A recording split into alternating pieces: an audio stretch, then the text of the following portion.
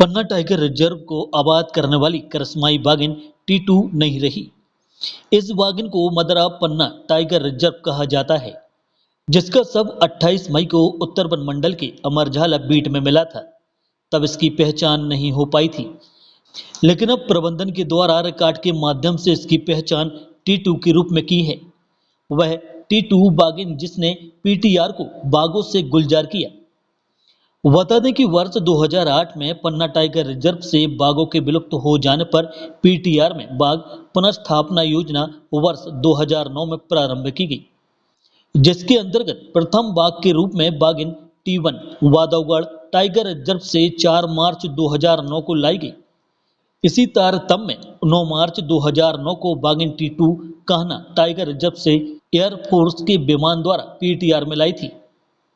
बाघिन T2 को soft release करने हेतु 2 से 3 दिवस बगड़ी में स्थित बागबाड़ा में रखा गया। इसके उपरांत बाघिन T2 स्वच्छंद विचरण करने हेतु छोड़ दिया गया। बाघिन T2 द्वारा पेंच टाइगर रिजर्व से लाए गए नर बाघ T3 के साथ प्रजनन कर 7 लीटर में 21 संतानों को जन्म दिया गया एवं बाघिन T2 की 4 पीढ़ियों से कुल 85 संतानें हैं।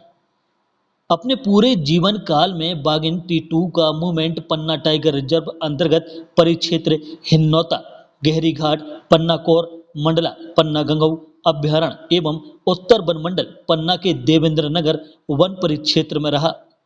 इस करिश्माई बाघिन के शावक Satpura tiger reserve, Sanjay tiger reserve, Ranipur wild life sanctuary, Chitrakoot के जंगल, वादवगढ़ tiger reserve, Satna forest division, Satpura tiger reserve, Sanjay tiger reserve, Sidhi Madhav national park, Shivpuri एवं पन्ना लैंडस्केप में स्वच्छंद रूप से विचरण कर रहे हैं। फील्ड डायरेक्टर ने बताया कि बाघिन T2 द्वारा लगभग 19 वर्ष की आयु पूर्ण की गई, जो किसी भी रेंजिंग बाघों की अधिकतम आयु में से एक है। उसकी मृत्यु हो गई। तत्पश्चात जब उसके फोटोग्राफ्स से जब हम लोगों ने मिलान किया अपने रिकॉर्ड में, तो ये पाया गया कि यह T2 बाघिन है। T2 बाघिन 2009 मार्च में पन्ना टाइगर रिजर्व में कान्हा टाइगर रिजर्व से लाई गई थी। और चूंकि हमें पता है कि उस समय एक नर बाघ मौजूद था और इसी वजह से बांधवगढ़ से T1 और कान्हा से T2 के लाने की योजना बनाई गई, ताकि जो टाइगर का जो रेशियो होता है 1:2 मेल और फीमेल का वाइल्ड में, उसको मेंटेन करने के लिए। लेकिन अनफॉर्चुनेटली दुर्भाग्यवश ये हुआ कि जो मेल टाइगर यहाँ का था वो भी यहाँ से बाहर चला गया और फिर T3 जो है पेंच से लाया गया।